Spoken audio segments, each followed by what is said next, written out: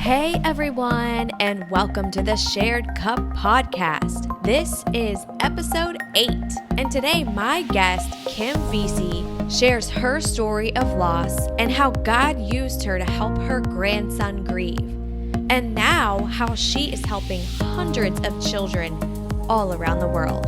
I'm Allison Liddick, and this podcast is for women who want to experience the overflowing love of God through our own stories. We pray that you are blessed by this message. Hello and welcome to the Shared Cup Podcast. I am your host, Allison Liddick, and today my guest is Kim Vesey. Kim, welcome. Thank you so much, Allison. It's a real honor to be here with you today. Thank you. I am so glad to have you here, and we have had the opportunity to chat a little bit before, and I cannot wait for you to share your story with everyone here on our podcast. But before we dive into that, why don't we take a minute just to get to know you a little bit? So Kim, tell us a little bit about yourself, who you are, what you do, maybe something that you do for fun. Well, I've got many roles. I'm a wife, a mother. I am a nurse by training and have worked many years in the field of hospice care. Part of that time caring for patients who were dying and their families, and a good part of that time also serving in management roles. I'm currently the executive director at Ohio's Hospice of Dayton. I am a very committed person of faith. My faith has sustained me through the good times and the struggles in my life, and I'm grateful for that. I'm also a grandmother. I have a grandchild who's 6, and he brings lots of joy to my life as well. And I spend lots of time with my 4-legged fur baby, Sally. She and I live together, so that brings me lots of joy. Oh, that's great. Well, thank you for all the work that you do as a nurse and in hospice care. I know it takes a very special kind of person to do that. So thank you for your 35 years of service doing that. Well, thank you. It's been a calling, and it's been an honor and a privilege to be with people at such a critical time in their lives. Yeah, absolutely. Well, thank you for doing that.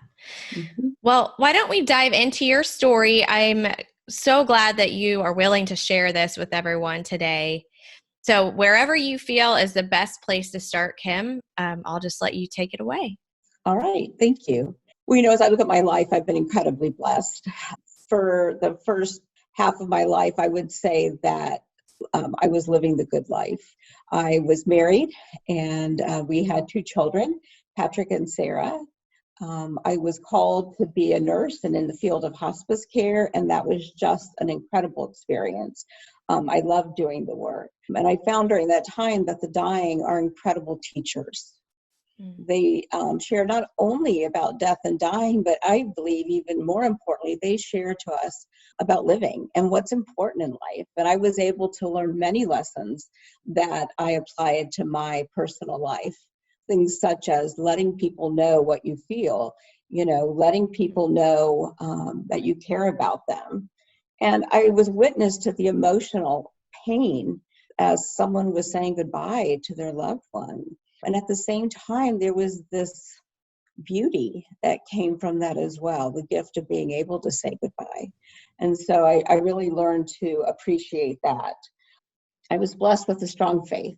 Throughout my life, I've been blessed with just an incredibly strong faith. And, I have celebrated things and thanked God for the good things. And I've depended on God and leaned on God heavily during the struggles. In the summer of 2005, we actually took a cruise as our family to celebrate our 20th wedding anniversary, our son's graduation from high school, and our daughter Sarah was going to be graduating the next year. And so we took the family and went on a cruise. And during that time, we renewed our wedding vows, and we just did some incredible experiences, snorkeling and seeing different sites. It was just a tremendous experience. We renewed our wedding vows, and we danced. And we danced the song that I am everything I am because you loved me. And that became poignant at a later point in our lives. So again, just taking time to create memories and be together. And I learned that again through my hospice work, and we were able to do that as a family. Suddenly, our life was turned upside down. In 2005, my husband, who was 48 at the time, Les, was diagnosed with colon cancer. He was very healthy, no family history of it. And so colon cancer is pretty treatable. And so we thought he'd have surgery and we'd get back on with our lives. When we told the kids that night, Sarah was 17, Patrick was 19, that their dad had cancer, he looked at our daughter and said, "And Sarah, don't worry, I'll be there for your graduation." She was going to be graduating on June 3rd of 2006. Well, he had surgery, and during that surgery, they discovered that the cancer was widely metastatic and that he wasn't going to live. That there really was not a lot of treatments for the type of cancer he had. So he was in the hospital for quite some period of time. We spent our last Christmas together in the hospital, and that was hard. But we decided to make it as good as it could be. So we decorated his room with lights and a small tree, and we hung Christmas cards everywhere, and we celebrated Christmas morning with the kids coming to the hospital and opening gifts. And we tried to make it special because every opportunity, even though it's painful, is an opportunity for memories. So we took that opportunity. When he came home, he did everything possible to live. And he even said to me that, "I know I'm going to die from this, but I have to live to June 3rd to keep my promise to Sarah." So he consented to chemotherapy and IV antibiotics, and he received his nutrition through his vein, through an IV that gave him total parenteral nutrition because he really wasn't able to take in much food. In February, we decided it was time to call in hospice. And so they began visiting in our home, and Les shared with them that promise that he had made to Sarah, and that, he just wanted to live till then. And it was pretty clear at that point he wasn't going to live till June. So the hospice team put together a graduation ceremony, and they had the school superintendent there and the principal, and Sarah had her cap and gown on, and they had recorded pomp and circumstance music, and she came walking in, and Les was lying on a gurney. The ambulance team had brought him over to the community hall where we were at. And Patrick and I were standing next to him, and Sarah was bestowed, her diploma. And as she walked back towards us, she pumped her arm just like any good graduate does, right? Yeah. And she went to her dad, and she said, "We made it, Dad." And later she said to me, I knew in that moment I was kissing Dad goodbye, because I knew now he could die in peace. And she said, "I could live the rest of my life knowing we kept that promise to each other." I was blessed in the work that I did, that patients and families taught me the difference between those who weren't comfortable having hard conversations with their loved one. And so there was just like this wall between them, right? Because they weren't having honest dialogue. And my husband and I chose to have those hard conversations, to lie together and say, "I'm so sorry you're not going to be here to see Sarah's, real graduation, or to see our kids go to college or get married or have babies. That's just so, unfair." And we had those conversations. We cried together about those things. I'll always be grateful to the hospice patients and families who taught me the importance of that. My husband died 14 days later, and we were devastated. And yet there was something beautiful about our son kneeling on his right side, holding his right hand, our daughter lying across the bed, holding his left hand, and his head cradled in my arm. And for us all to be able to say, we loved him. He was in our home, in our bed, with our immediate family surrounding him and handing him back to God. Yeah. There was beauty in that, even though it was incredibly difficult. And how was it? Oh, sorry. I was going to ask, how was it for you, Kim, having been in hospice care and then having to be a part personally of it and just make that transition where it's part of do you know what I'm asking? Right. There was, in the beginning, I didn't want to have hospice in, I didn't want him to think that I was giving up. I mean, we often hear that families don't want their loved one to give up, the patient. I was afraid that Les, knowing what I did, Les would think I was giving up. So I struggled a little bit in the beginning. And once we got the team in, I really welcomed their expertise, because I very quickly realized I couldn't be his wife and his hospice nurse and do both of those things well. And so they were able to be objective and provide some guidance and insight on managing his symptoms. And that was helpful. I think that was really important. And again, I was able to take away from my experiences of caring for other patients the pieces that served those patients well, to make sure Les's experience was as comfortable as it could be, and to prepare our kids, as much as I could. So we had, again, those hard conversations. It's hard though. Yeah. It's really hard to say, yep, this is the end, and we're going to face it, and we're going to have the experts in. Right. So that was a blessing. As I think back to where my faith was then, like I said, I was always blessed with a strong faith, but there was a point after Les died where I met with my priest, and we were sitting in the church, and I said to him, I feel as much for this pew, and I tapped the pew next to me, as I do for God right now. I'm going through all the motions, I'm attending Mass, I'm teaching Sunday school, I'm doing everything I'm supposed to do, but I have no emotion or connection to God right now. And that was a big revelation for me to share that with our priest. And he looked at me and he said, and that surprises you, why? And it was like, oh, thank you. I mean, it just gave me permission to be okay with that, and to say, this stinks right now, why did this happen? And there was a time where I felt cheated, and I was, angry is probably too strong of a word. I just didn't understand. How could this happen? And so the scripture that came to me was the Beatitudes, right? Blessed are those who mourn, for they will be comforted. And so I just had to seek out God's comfort. I certainly had family and friends that were being incredibly supportive and kind and helpful, helping not just me, but the kids as well. And that was the other part. I wanted to make sure I was supporting my children, because it wasn't just me that was grieving. They were grieving. Right. And I needed to be responsive to that as well. So the Beatitudes kind of became my mantra, and I was blessed that we were indeed comforted and we got through it. Then it became important for me to learn how to live as a widow and a mom, right? I didn't expect to be widowed at age 45, and that was hard. Right. I didn't know any other young widows. And I used to joke around that I didn't want to go to a regular widow support group because everybody had white hair, and their issues. And I say that with much admiration and love for them. I don't mean that in a negative way, but that their issues were different. Their children were raised, right? They weren't working anymore, but they were financially secure.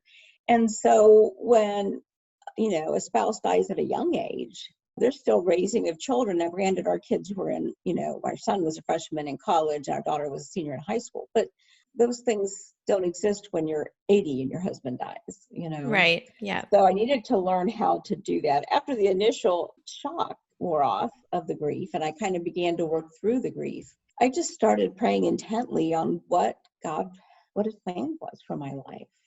I thought I knew God's plan, right? I was going to live happily ever after, and we would be married, until we were old, and our kids would go to college and then find someone and get married and have babies, and we would travel. And suddenly those ideas were just gone. A friend connected me with an incredible spiritual director, and I still see Julie at this point, many years now. She helped me to see God in my lived experiences, in simple lived experiences. It helped remind me that God was still there, even in the darkest places. Right. God was there. And I found a young widow support group in town. It was for widows under 50. And it was a way for me to meet other young widows who were experiencing the same things that I was. Yeah, that's great. Juggling kids, juggling work, juggling finances, all of those things. The group really helped sustain me. And I started attending monthly about 6 months into our grief experience. And that was important. And I still, at this point, remain a member of the group. Now I serve as a facilitator for the group. But it's been an important piece in my healing. Oh, that's so good, Kim. I love that. I was very blessed to find that. And not every city or, area has a young widow support group, but it certainly has helped a lot. And the other thing, God kind of guided me into taking a 3-year course of becoming a certified spiritual director myself. And what I got from that mostly was deep personal growth. It was a lot of contemplative prayer and journaling and just really looking at my life up until this point. And then how was I looking at the blessings and what were they going to guide me to in my future? And what I discovered is with time, and that time varies for everyone, there is no textbook on grief, right? But with time, I found that life was good again. Good. It wasn't the life I expected or had hoped for, but it was a good life. Both kids had graduated from college, and I was grateful for that, and I got to experience that. I discovered that I could help my work evolve into something that really fed my spirit, that I began doing outreach to faith communities to help them better care for the members of their congregation who are sick and dying and grieving, how to talk about it and how to be with people at that time. My daughter gave birth to my grandson, and that was an incredible experience. And that has brought me incredible joy. And yet, for every good thing that happens, graduations and babies, it also renews some of the grief, right? When she told me, when she and Corey said that they were expecting a child, my immediate reaction was, why isn't Les here to feel this and experience this, And when Warren was born again, the joy I felt was immense. And yet there was this little pang of guilt because I was experiencing it and he wasn't. Yeah. Or at least he wasn't experiencing it from here on earth. Right. So, I had to kind of work through that and deal with that there was times where there were good things happening, but there was sadness. So life was going along well with many blessings, and then tragedy unfortunately struck again. My dad died unexpectedly in 2015 from a heart condition. Then in May of 2017, Sarah and Warren came over to visit me, and we played games together. We went and got ice cream. It was just a beautiful day that we had spent together. It was just so much fun. And in the course of the day, I stopped and I just said to her, Sarah, you are an absolutely incredible mom. I think that's one of your greatest callings in life. And I'm so, so proud of you. I said, you're even a better mom than I was because you're so patient. She would just take time to let him do things, whereas I would be more apt to say, here, let me just do it, right? Let's get this done. Right. And she was just such a gentle spirit, and she loved being a mom. So I was making dinner to send home with her, and when Sarah started to have symptoms of an asthma attack. Now, she's had asthma all her life since she was 18 months old. We had many hospitalizations. We know what to do. I mean, it's never routine, but we know how to treat it. So we immediately started breathing treatments, and she wasn't getting better. She was becoming more emotional, more alarmed about it. And that was unusual because she did, like I said, have frequent asthma attacks. So she asked me to give her epinephrine. And, I called the squad, gave her the epinephrine. The squad arrived. She's still talking and, managing. But unfortunately, en route to the hospital, she had cardiac arrest. And at the age of 28, they were able to resuscitate her, and she was admitted to the intensive care unit. Wow, that was a time of just immense praying, pleading, Look, you took my husband, right? Please don't take my daughter too. I found that there was much support from friends and family. There was also much sadness. I just didn't want to let go of my daughter, obviously. And I was blessed that work allowed me to spend the 22 days that she was in the intensive care unit at her bedside. I was able to be with her, pray with her, talk to her, do her hair, help wash her hair and braid her hair, and just tell her all the things I wanted to say to her. After 22 days in the intensive care unit with myself, and her brother was there as well, she took her last breath and died. Oh, that was very, very hard. And one of the scriptures that gave me most comfort was just be still and know that I am God, right? Yeah. Just be still and know that I am God. And so I was stunned, even though I saw it coming. At some point, things shifted enough that I realized she wasn't going to recover from this. And as much as I didn't want to let go of her, I know she was a vivacious person.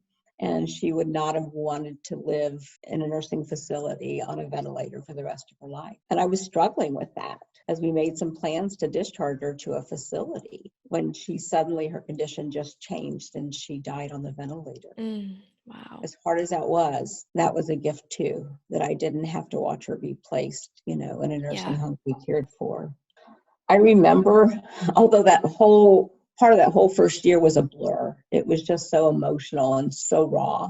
But I made a commitment to allow myself to grieve very intentionally, not to try to put it away, not to bury it, because I know that can cause significant problems, down the road. There was also a blessing, and it gave some understanding why Les died first before me. Well, that Les was there to greet her when she arrived to heaven. So she went to both of her fathers, right? Her earthly father and her heavenly father. They were both there to welcome her at the gates of heaven. That gave me comfort. As a result of her death, I would say some of the blessings that's come from that is I have a even deeper relationship with my son. Patrick, shortly after Sarah died, said, Mom, we were a family of 4 and now we're a family of 2, and you could only imagine the anguish that I have about that, right? I don't want to leave him anytime in the near future because he would have no immediate family. That breaks my heart for him. I also found that having been through the loss of my husband and my daughter and my dad, that I now had some increased credibility because I spoke not just from my professional experiences, but also from the personal experiences of having, lost loved ones, so that I had a higher level of credibility when talking about death, dying, and grief. One of the most important things I think that I had to help with was helping my grandson, who was 3 at the time, to understand that Mommy wasn't coming home. He didn't understand. He knew that Ronnie, a dear friend who had died, he was a 16-year-old young man, and Ronnie's mom babysat my grandson during the day when Sarah worked, and Ronnie died unexpectedly. And so Sarah explained to Warren that Ronnie was in heaven now with Pop, my husband, her dad. And Warren, like any 3-year-old, said, well, where's heaven? He wanted to go see him. Where's heaven? And she simply said, it's in the clouds. Well, she shared that conversation with me, and by the grace of God, I remembered it, because 6 months later, when Sarah died, Warren and I were out taking a walk with Sally, my dog, and Warren's doing this. And I'm like, hey, buddy, what are you doing? And he stopped and he looked at me and he goes, Mama, what cloud is my mommy in? And I'm like, oh. And I simply said, baby, I don't know what cloud she's in, but I know whatever one she's in, she can see you every day, every night, every moment of your life. She'll always be with you. Will she get to come back and see me someday? I said, no, honey. Once you're in heaven, you don't get to come back, but it's hard. And for a 3-year-old to conceptually understand that, heck, there's a lot of adults that don't understand that, right? I mean, it's a hard thing to grasp. So we talked about his mommy, and I told him he could talk to me anytime he wanted to talk about Mommy, because his dad and many other dear family and friends just didn't know how to handle it, right? They loved Warren greatly, and they thought it might be best not to talk about Sarah because it might make him sad, and it would remind him that, she died. Well, I can tell you, you're never going to remind somebody that there has been a significant death in their life. Trust me, they remember, right? So I told Warren we could always talk about his mom no matter what. And he said, well, Mom, sometimes when I talk to you about Mommy, you cry. And I said, oh, you know what? Those are love tears, and love tears are always okay. And so he said to me, he goes, sometimes I have love tears all by myself in my bed at night. And that just broke my heart. What a sweet boy. Oh my gosh. It just broke my heart. So we talked about her a lot. We shared memories. I had videos on my phone, and he'd like to look at them so he could hear her voice. I just think that's an important element. We can't avoid it. right? If we avoid talking about it, or if we don't let our children, grandchildren see us crying over the loss, then we're teaching them to be stoic and to stuff Right. it That's down. true. And That's that's very not, true. that's not the best way to handle grief as an Right. adult or as a child. So a while later, I don't know, several months, maybe 9 months later, God put on my heart that I should write a book for children about grief. And I'm like, oh, I'm too busy. I've got too much going on, and God goes, stop, right? He made it clear, stop. This is what I want you to do. And so I was getting ready to go to the Holy Land on a pilgrimage. Oh, And I wow. said, okay, God, I'm going to go, and on every holy site that we are at, I'm going to pray. And if this is you talking and not me talking, I want you to make it clear to me. And if you want me to write a book for kids, I will. I'm telling you, Ellison, when I got back on the flight home, had this like, oh my gosh, I got to get home and start this book, right? It was so clear to me. Wow. And when I sat down to write it, 2 days after we got back, the first day I just slept because of jet lag, but the second day, in about an hour and a half, I had most of the book written. It just Wow. poured out of me through the grace of God, of course. Yeah. So when it came time to give the book a title, I gave it the title that my grandson said. I'm going to show you. It's called What Cloud Is My Mommy In? And it's a storybook for children that talks about, mommy was fine, then mommy got sick, then mommy died. And it takes the child and the adults that love the child through the whole first year of dealing with the grief, ways to memorialize the mom, ways to help the child grieve. There's lots of information. I mentioned the Young Widows Support Group. So I told them, I shared with them about the book, and they were like, well, we need a daddy book. Yeah. And I went, oh, yeah, of course. So What Cloud Is My Daddy In just recently came out. They're very similar. Oh, And What Cloud Is My Grandma In and What Cloud Is My Grandpa In are currently with the publisher and are in the process of production. Only through the grace of God and the direction that God has given me, have these books come about. It's a way for me to continue to talk about and honor my husband and my daughter and my son. So I got to show you these two pictures because at any book signing or any presentation I give, this is yes. Sarah. This Oh, was she's taken about 2 beautiful. months before she died. And then on the cruise, we renewed our wedding vows. I think I mentioned that. And this is the picture that was taken on the cruise.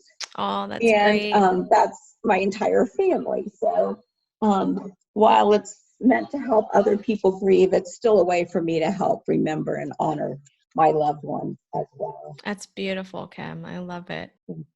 Yeah. So what lies ahead? Well, who knows, right? God has amazing ways, and he speaks loudly to me. And I think he speaks loudly to most people, but we're not always in tune to it. Mm-hmm. Or we've got so much else going on in our lives that we're so busy that we don't take time to really listen and hear. Mm-hmm. But he has repeatedly guided me in my life. And one thing I've done, and I haven't done this in about 2 years now, and I'm way overdue, and that is to take week-long silent retreats every year or every other year. 7 days of being silent and just spending some time with your spiritual director daily. But outside of that, no talking. God's voice is profound and very loud Wow. in those situations. But for now, I continue the work that God has called me to. Again, I'm the executive director, at Ohio's Hospice of Dayton, and that is a gift to me. I work with, many people there, and we care for many patients who are still at the end of life. I enjoy speaking. I did a TED Talk. I've done some keynote addresses. I hope to be an example that while grief changes us and is raw and can take you to the depths of your faith and sometimes feel hopeless, that blessings do come from those dark places. Mm-hmm. And that at some point, we begin to be interested in living again. And so, that comes for me from God. So I enjoy speaking and encouraging people to live their life to the fullest. Take time to grieve, definitely. but and share what's on your heart, not just what's in our head, right? Yeah. Sometimes we take time playing with our phone or being on the computer or researching a disease because we don't want our loved one to die from that. We're missing valuable time to just be with them and to love Yeah. them and to say what's on our heart. So I think, what are some takeaways? What are some things that I've learned along the way? One is, we're stronger than we believe. Talk to anyone who's a young widow. Talk to anyone who's lost a child, or someone who's wanted desperately to be a mom and hasn't been able to. Yeah. We get through it, right? We survive it. We never imagined we could beforehand. But when you're in the midst of it, we get through it. And I think it can test our faith. Someone very dear to me said after my daughter died, how can you still believe in God? Wow. But what do you mean? After all he's done to you? Took your husband, took our dad, took your daughter. He said, oh my gosh, how could I not believe in God, right? Right. I wouldn't have survived those things without God at my side. I have no doubt in that. Yeah.